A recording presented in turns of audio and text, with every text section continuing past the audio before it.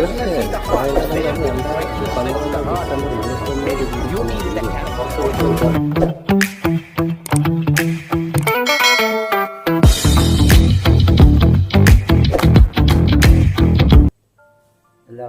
വണക്കം. വരയപ്പാടം യൂട്യൂബ് ചാനലിലേക്ക് അവർക്കും സ്വാഗതം. എക്സ്റ്റിങ്ഷൻ, ഗോത്രജനതയുടെ വംശനാശം എന്ന് തുടങ്ങുന്ന വീഡിയോയുടെ 3-ാം ഭാഗം. കഴിഞ്ഞ വീഡിയോയുടെ അവസാനത്തിൽ ഞാൻ പറഞ്ഞിരുന്നു, ഈ ജനതയോട് ചെയ്യുന്ന ഏറ്റവും വലിയ ക്രൂരതയാണ് എന്നുള്ളത്. ഒരുപക്ഷെ പലരും അത് ചിന്തിച്ചേക്കാം, എന്താണ് ഇതിനകത്ത് ഏറ്റവും വലിയ ക്രൂരത കാണിക്കാൻ എന്താണ് ഇരിക്കുന്നത്? അത് ഈ ജനസമൂഹത്തിൻ്റെ ലഹരിയും അതുപോലെ തന്നെ അവരുടെ ജീവിത ചര്യയിലുള്ള ചില പ്രശ്നങ്ങൾ കൊണ്ടാണ് അവരുടെ വംശത്തിന് നാശമായി പോകുന്നത്, ഈ വംശം നാശമായി പോകുന്നത് എന്നുള്ളത് പലരും കമൻറ്റ് ചെയ്തിട്ടുണ്ട്. നമ്മൾ തിരിച്ചറിയേണ്ടത്, ഒരു ജനതയെ ജീവിച്ചിരിക്കുമ്പോൾ തന്നെ അവർ മരണപ്പെട്ട് നൂറ്റാണ്ടുകൾ കഴിഞ്ഞ് എങ്ങനെയാണോ ഒരു പുതിയ തലമുറയ്ക്ക് ഇങ്ങനൊരു ജനത ജീവിച്ചിരുന്നു എന്ന് ചരിത്രപരമായി പറഞ്ഞു കൊടുക്കുന്നത്, എങ്ങനെയാണ് അതിനെ മനസ്സിലാക്കി കൊടുക്കുന്നത് എന്ന ഒരു രീതിയാണ് ഇവിടെ നടന്നുകൊണ്ടിരിക്കുന്നത്. അതിൽ ഏറ്റവും പ്രധാനപ്പെട്ട ഒരു കാര്യമാണ് ഈ കേരളം പരിപാടിയിലെ ഫോക്ലോർ ഗാലറി ഒരുക്കിയ ലിവിങ് മ്യൂസിയം എന്ന് പറയുന്നത്. ഇവിടെ ഏറ്റവും വലിയ സോഷ്യൽ മീഡിയയിലൊക്കെ വലിയ ചർച്ചയായിട്ട് അത് പതിയെ അത് തണുത്തുപോയി എന്നുള്ളതാണ്. അപ്പോൾ അതിനെ തുടർന്നുള്ള മീഡിയ വണ്ണിൽ അത് ചർച്ചയാക്കപ്പെട്ടിട്ടുണ്ട്. അതുമാത്രമല്ല, അത് ഈ ജനതയോട് ചെയ്യുന്ന ഏറ്റവും വലിയ പാവമാണെന്ന് പറയത്തക്ക രീതിയിൽ തന്നെയാണ് ആ ചർച്ച അവസാനിക്കുന്നത്. മീഡിയ വൺ ചാനലിൽ ഔട്ട് ഓഫ് ഫോക്കസ് എന്ന് പറയുന്ന ഒരു പ്രോഗ്രാമിൽ അതിൽ ചർച്ച ചെയ്തപ്പോൾ അവർ വളരെ വ്യക്തമായിട്ട് ഈ ജനതയോട് ചെയ്യുന്ന ഏറ്റവും വലിയ ക്രൂരതയാണ് എന്നുള്ളത് വളരെ വ്യക്തമായി തന്നെ പറയുന്നു. ആ വീഡിയോ ഞാനിതൊന്ന് കോട്ട് ചെയ്യാം.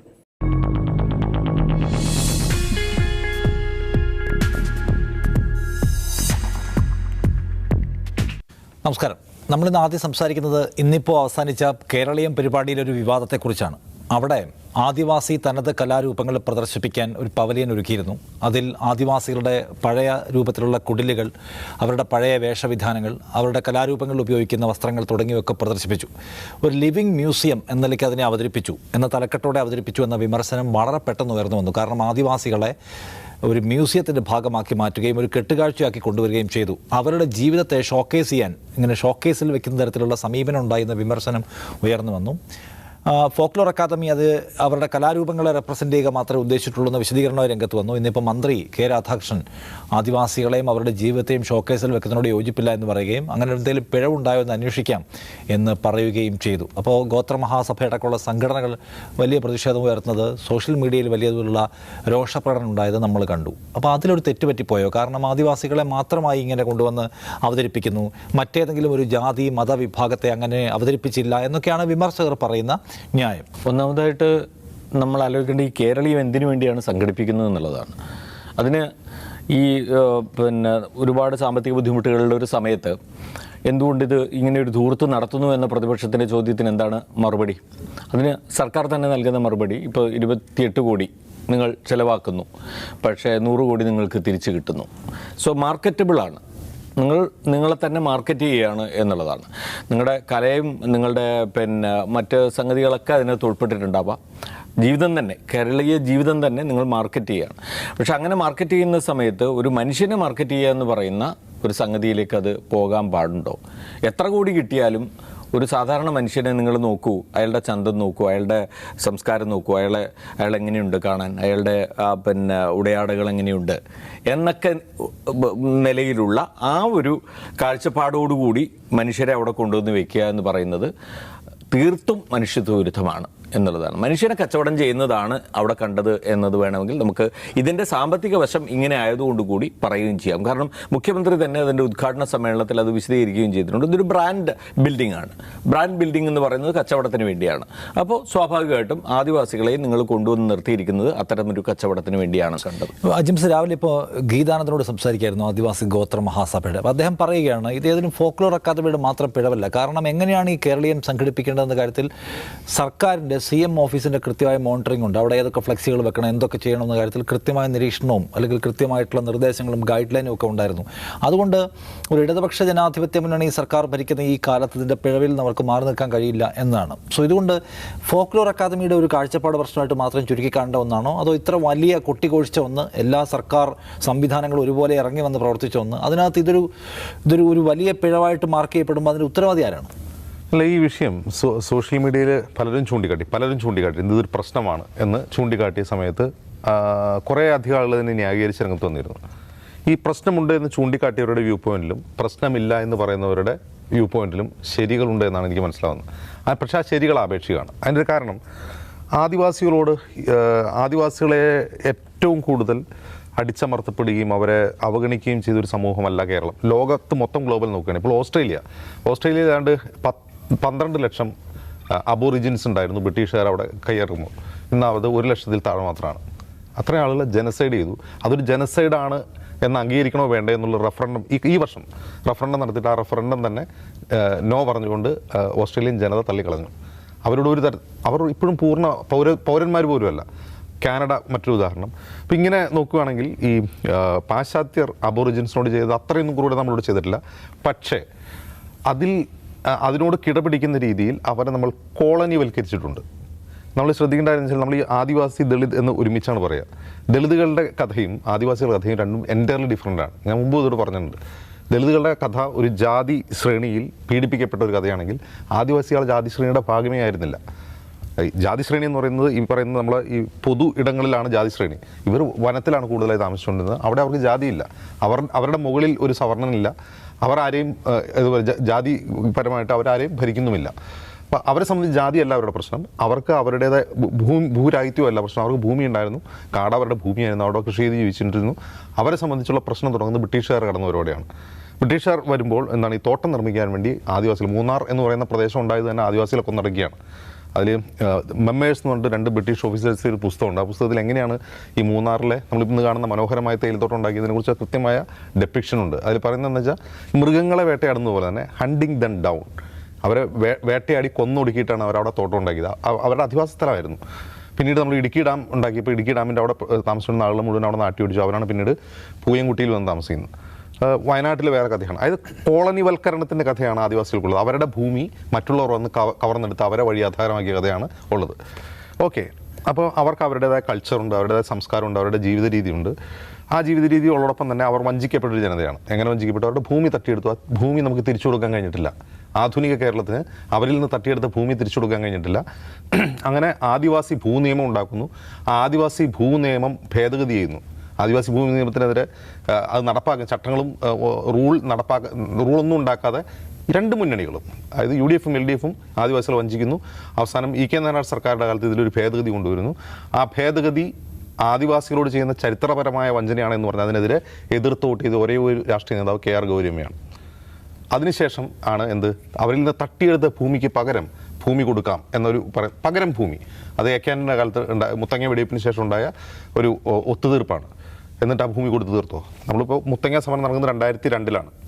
മുത്തങ്ങ വെടിവെപ്പ് ഉണ്ടാകുന്നത് 2002-ലാണ്. ഇത് 2023 നമ്മൾ സംസാരിക്കുമ്പോൾ പോലും ഈ ആദിവാസികൾക്ക് പകരം ഭൂമി പോലും കൊടുത്തിട്ടില്ല. വനാവകാശ നിയമം എന്ന് പറയുന്ന UP സർക്കാർ കൊണ്ടുവന്നൊരു നിയമം പോലും പൂർണ്ണമായിട്ടും നടപ്പാക്കിയിട്ടില്ല. എന്നിട്ട് നമ്മൾ എന്ത് ചെയ്യുകയാണ്? കേരളത്തെ ബ്രാൻഡ് ചെയ്യാനുള്ള ഒരു പരിപാടിയിൽ അവരെ കൊണ്ടുവന്ന് ഷോക്കേസ് ചെയ്യുന്നു. ഞാൻ പറയട്ടെ, ആ ഒരു പ്രത്യേക അറ്റയറിൽ പ്രത്യേക ഡ്രസ്സിലാണല്ലോ അവിടെ വന്ന് ഇരിക്കുന്നത് അവർ.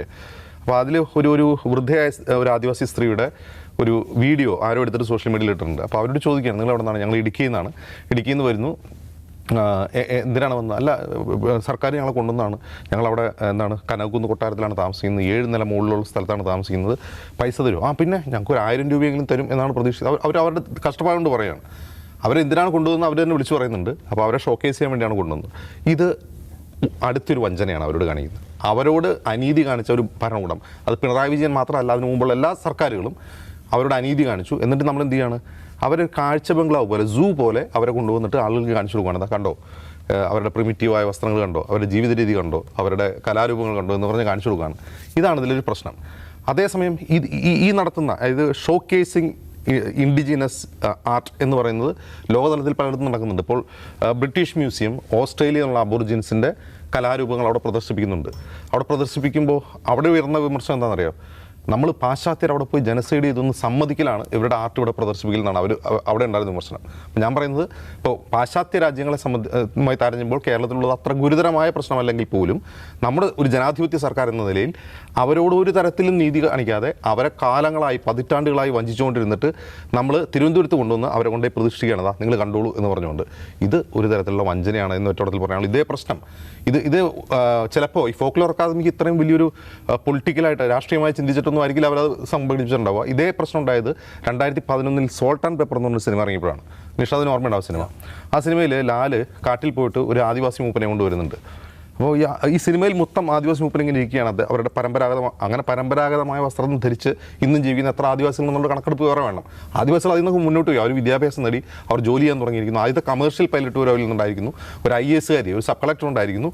ഇങ്ങനെയൊക്കെ മാറി. എന്നിട്ടാണ് നമ്മളെന്ത് ചെയ്യാണ്, ഈ ക്വസ്റ്റ്യൻ ഉണ്ടല്ലോ, ഏതാണ് സവർണ്ണ സമൂഹത്തിൽപ്പെട്ട ഒരാളെ കൊണ്ടുവന്ന് മറക്കുടയും മോലക്കുടയും പിടിച്ചുകൊണ്ട് ഒരാളെ കൊണ്ട് നിങ്ങളോട് ഇരുത്തുമോ എന്ന് ചോദിക്കുന്നത് കറക്റ്റാണ്. അത് അവരുടെ പണ്ടുണ്ടായിരുന്ന വസ്ത്രമാണ്. ഈ ആദിവാസികളുടെ പരമ്പരാഗത വസ്ത്രം ധരിച്ചാൽ എല്ലാവരും ഈ നാട്ടിലാണ് നടക്കുന്നത്. അവർ കുറേ കൂടി നിന്നാണ് ആധുനിക മനുഷ്യരായി കഴിഞ്ഞു, അവർ വിദ്യാഭ്യാസം നേടിയിരിക്കുന്നു, ജോലിയിലേക്ക് വന്നിരിക്കുന്നു. എന്നിട്ട് നമ്മൾ അവരുടെ പഴയ കാലം കൊണ്ടുവന്ന് ആളുടെ മുമ്പിൽ ഷോക്കേസ് ചെയ്യണം. ഇതൊരു പ്രശ്നം. ഈ സാൾട്ട് ആൻഡ് പെപ്പർ സിനിമയിൽ നിങ്ങൾ ഓർമ്മയുണ്ടാവും, സാൾട്ട് ആൻഡ് പെപ്പർ ഒരു മൂപ്പരെ കൊണ്ടുവന്ന് ഇരുത്തിയേക്കാണ്. മൂപ്പരൊന്നും മിണ്ടുന്നില്ല. മൂപ്പൻ്റെ എന്തോ പാചകം കണ്ടിട്ട് കൊണ്ടുവന്നാണെന്ന് പറയുന്നത്. എന്നിട്ട് ഇടയ്ക്ക് ആസിഫ് അലിയുടെ ക്യാരക്ടർ വന്നിട്ട് മൂപ്പോ എന്ന് വിളിച്ചിട്ട് അങ്ങ് കയറി പോകും. ഇത് ആ ഷോക്കേസിങ്ങിൻ്റെ മറ്റൊരു ഉദാഹരണമാണ്. അത് തന്നെയാണ് ഈ സാൾട്ട് ആൻഡ് പെപ്പർ നമ്മൾ കണ്ട ദൃശ്യം തന്നെയാണ് ഇപ്പോൾ നമ്മൾ തിരുവനന്തപുരത്ത് കണ്ടുകൊണ്ടിരിക്കുന്നത്. ഈ രാമസിംഹന്റെ ബാംബു ബോയ്സ് അങ്ങനെ ഒരു സിനിമയും കൂടി അത് ആ വഷളത്തരം പരാമർശ വിധേയമാക്കാൻ പറ്റാത്തതുകൊണ്ടാണ് ഞാൻ പറയുന്നത്. അങ്ങനെയുണ്ട്, അത് വഷളത്തരമാണ്. ഇത് ഞാൻ ഈ സിനിമ കുറെ കൂടി ഒരു മെയിൻ സ്ട്രീം സിനിമ ആയതുകൊണ്ട് പറഞ്ഞത്.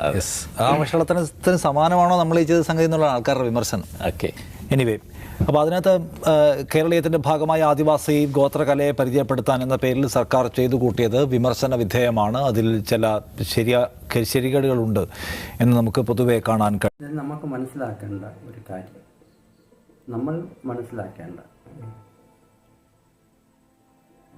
ഒരു കൂട്ടം മനുഷ്യവിരോധികൾ ചെയ്യുന്ന ചില പ്രവർത്തനങ്ങൾ, ഈ ജനസമൂഹത്തിനോട് ചെയ്യുന്ന ചില പ്രവർത്തനങ്ങൾ. ഉദാഹരണത്തിന് നമ്മൾ പറയുകയാണെങ്കിൽ ഈ ദിനോസർ പോലുള്ള ജീവികൾ ജീവിച്ച അതിൻ്റെ അസ്ഥികളെടുത്ത് ഇത്ര നൂറ്റാണ്ട് കൊല്ലം മുമ്പ് അല്ലെങ്കിൽ ഇത്ര ദശലക്ഷം വർഷം ജീവിച്ചിരുന്ന ഒരു ജീവിയാണെന്ന് പരിചയപ്പെടുത്തുകയും തുടർന്ന് അതിൻ്റെ ചിത്രങ്ങളൊക്കെ വരികയും ചെയ്തു. അപ്പോൾ നമ്മളത് ആ ചിത്രങ്ങളെ കണ്ട് ഇത്ര ഒരു നൂറ്റാണ്ട് കാലങ്ങളിൽ ഒരു ജീവി ജീവിച്ചിരുന്നു നമ്മൾ മനസ്സിലാക്കുന്ന രീതിയുണ്ട്. അതേ രീതിയാണ് ഈ സമൂഹത്തിനോട് ഒരു ചെയ്തിരിക്കുന്നത്. ഇപ്പോൾ ലിവിങ് മ്യൂസിയം എന്ന് പറഞ്ഞിട്ട് സോക്കേഴ്സ് വൽക്കരിക്കുക എന്ന് പറഞ്ഞാൽ ഒരു മ്യൂസിയം സൃഷ്ടിക്കുക എന്നുള്ളതാണ്. ഗോത്ര ജനത ജീവിച്ചിരിക്കുക തന്നെ ആ ജനതയെ ഒരു സോക്കേഴ്സിലേക്ക് മാറ്റുക എന്ന് പറയും. ആ നൂറ്റാണ്ടുകൾക്ക് മുമ്പ് ജീവിച്ചിരുന്ന ഒരു വിഭാഗം ജനതയായിരുന്നവർ, ഇവരെ ഇന്ത്യയിലെ പഴക്കം ചെന്ന ജനത ഇന്ന് കാണിക്കത്തക്ക രീതിയിൽ ഇപ്പോഴേ തന്നെ അവർ അതിന് തുടങ്ങി എന്നുള്ളത്. അപ്പോൾ ആ വീഡിയോയിൽ വളരെ വ്യക്തമായി പറയുന്നുണ്ട്. അതായത് മൂന്നാർ ഭാഗങ്ങളിലൊക്കെ തന്നെ തിരുവിതാംകൂറിൻ്റെ അധികാരപരിധി ഉണ്ടായിരുന്ന കാലഘട്ടങ്ങളിൽ ബ്രിട്ടീഷായിരുന്നു ഭരണം നടത്തിയിരുന്നത്. ഇതിന് രണ്ട് കാര്യങ്ങളുണ്ട് നമുക്കതിൽ നിന്ന് മനസ്സിലാക്കാം. ഒന്ന്, ഗോത്ര ജനതയുടെ ഏതൊരു ഹിസ്റ്ററി നമ്മൾ എടുത്താലും നമുക്ക് ഓപ്പോസിറ്റ് വില്ലനായി വരുന്നത് അല്ലെങ്കിൽ നമ്മുടെ ശത്രുവായി വരുന്നത് ബ്രിട്ടീഷായിരുന്നു. അപ്പോൾ സ്വാഭാവികമായിട്ടും നിലനിൽക്കുന്ന മറ്റ് ജനതയുടെ പിൻതലമുറക്കാർക്ക് ഒരിക്കലും ബ്രിട്ടീഷുകാരോട് ഒരു വിരോധം ഉണ്ടാവത്തക്ക രീതിയിൽ അല്ലെങ്കിൽ വിരോധം ഉണ്ടായിട്ടോ കാര്യമില്ല. ഇന്നവരിവിടെ ഇല്ല. എന്നാൽ അതിൻ്റെ മറുവശത്ത് അതിൻ്റെ പിന്നാമ്പുറങ്ങളിൽ പ്രവർത്തിച്ച, അതിൻ്റെ അണ്ടറിൽ പ്രവർത്തിച്ചത് അത് ഇവിടുത്തെ ആര്യ സമൂഹമാണ്. അത് വളരെ വ്യക്തമാണ്. കാരണം തിരുവിതാംകൂർ എന്ന് പറയുന്ന എൻ്റെ ഭാഗങ്ങളിൽ വീഡിയോയിൽ പറയുന്നത് പോലെ തന്നെ മൂന്നാറിൽ ഹണ്ട് ചെയ്താണ്, അതായത് വേട്ടയാടി തന്നെയാണ് ആ സമൂഹത്തിനെ കൊന്നൊടുക്കുകയും ആട്ടി ഓടിക്കുകയും ചെയ്തത്. അപ്പോൾ മൂന്നാർ പിടിക്കുന്ന ആ ഒരു തേയില പ്ലാന്റേഷൻ നിർമ്മിക്കുന്നതിന് വേണ്ടിയിട്ട് ഈ കൂട്ടം ജീവിച്ചിരിക്കുന്ന അല്ലെങ്കിൽ അവർ വസിക്കുന്ന വാസസ്ഥലമാണ് ഉപയോഗിച്ചിരിക്കുന്നത്. ആ പ്ലാന്റേഷൻ നടത്താൻ നമ്മൾ ചിന്തിച്ചാൽ എത്രയോ മലനിരകൾ അവിടെയുണ്ട്. പക്ഷേ ഈ കൂട്ടം വസിക്കുന്ന സ്ഥലത്ത് തന്നെ ആ പ്ലാന്റേഷൻ വരണമെന്ന് പറയുമ്പോൾ അവരെ എതിർക്കുകയും അവരെ പരാജയപ്പെടുത്തുകയോ അല്ലെങ്കിൽ അവരെ കീഴടക്കുകയോ വെടിവെച്ച് കൊല്ലുകയോ ഒക്കെ തന്നെ, അല്ലെങ്കിൽ ഈ ഭൂമുഖത്തൊന്നും ഇല്ലാതാക്കുകയൊക്കെ തന്നെ ചെയ്യാം എന്നുള്ള വളരെ വ്യക്തമായ ധാരണയോടുകൂടി തന്നെയാണ് അത് ചെയ്തിരിക്കുന്നത്. അപ്പോൾ തിരുവിതാംകൂറിൻ്റെ ഭാഗങ്ങളിൽ ഇരിക്കും മൂന്നാറും അതുപോലെ തന്നെ ആ കാലഘട്ടങ്ങളിൽ തിരുവിതാംകൂറിൻ്റെ അധീനതയിലുണ്ടായിരുന്ന മറ്റൊരു സ്ഥലമാണ് തിരുനെൽവേലി എന്ന് പറയുന്നത്. തിരുനെൽവേലിയിലും ഇതേ തേയില പ്ലാന്റേഷൻ്റെ പേര് തന്നെയാണ് അവിടുത്തെ ജനസമൂഹത്തിനെ ആട്ടി ഓടിച്ചിരിക്കുന്നത്. അതിൻ്റെ ഒരു വീഡിയോ ഞാൻ ഉടനെ ചെയ്യുന്നുണ്ട്. മൂന്നാറിൽ ഏറ്റവും കൂടുതലും വേട്ടയാടപ്പെട്ട മുതുവൻ സമൂഹത്തിലുള്ളവരാണ്, മുതുവൻ സമുദായത്തിലുള്ളവരാണ്. ആ മുതുവൻ സമുദായത്തിലുള്ളവരുടെ പ്പെട്ട 2 പേരുടെ പേരാണ് കണ്ണൻ, തേവൻ എന്ന് പറയുന്നത്. ഇന്ന് നമുക്കറിയാം ആ മലനിരകളിൽ അറിയപ്പെടുന്നത് കണ്ണൻ ദേവൻ മലനിരകളെന്നാണ്. ദേവൻ എന്നുള്ളത് സംസ്കൃതം വൽക്കരിച്ചുകൊണ്ടാണ് ആ പദം ഉപയോഗിച്ചിരിക്കുന്നത്. തേവൻ എന്നാണ്. ദേവൻ എന്ന് പറഞ്ഞാൽ അറിയാമല്ലോ, ദൈവം എന്നുള്ള അർത്ഥത്തിലാണത്. പക്ഷെ നമ്മുടെയൊക്കെ സാധാരണക്കാരുടെ പേര് തേവൻ എന്നാണ്. ദൈവത്തിൻ്റെ പേര് തന്നെയാണ് സാധാരണക്കാരനുള്ളത് എന്നുള്ളത്. അപ്പോൾ ഇവിടുത്തെ ദൈവം ആരാണ് എന്ന് നമുക്ക് ഈസിയായി മനസ്സിലാക്കാതിരുന്നു. അപ്പോൾ കണ്ണൻ്റെയും തേവൻ്റെയും വാസസ്ഥലമാണ് ഇന്ന് മൂന്നാർ തേയില പ്ലാന്റേഷൻ നിലനിൽക്കുന്നത്. നമ്മളിന്ന് കുടിക്കുന്ന ചായയോ അല്ലെങ്കിൽ കാപ്പിയോ കണ്ണൻ തേവൻ എന്ന് പറയുന്ന പേരിൽ അറിയപ്പെടുന്ന തേയിലത്തോട്ടം, കണ്ണനെയും തേവനെയും പിഴിഞ്ഞുണ്ടാക്കിയ ചായയാണ് നമ്മളിന്ന് കുടിച്ചുകൊണ്ടിരിക്കുന്നത് എന്നുള്ളതാണ് നമ്മൾ ഓരോരുത്തരും മനസ്സിലാക്കാവുന്നത്. അപ്പോൾ മനുഷ്യരെ ജീവിച്ചിരിക്കെ തന്നെ മൺമറഞ്ഞവരായി ചിത്രീകരിക്കുക.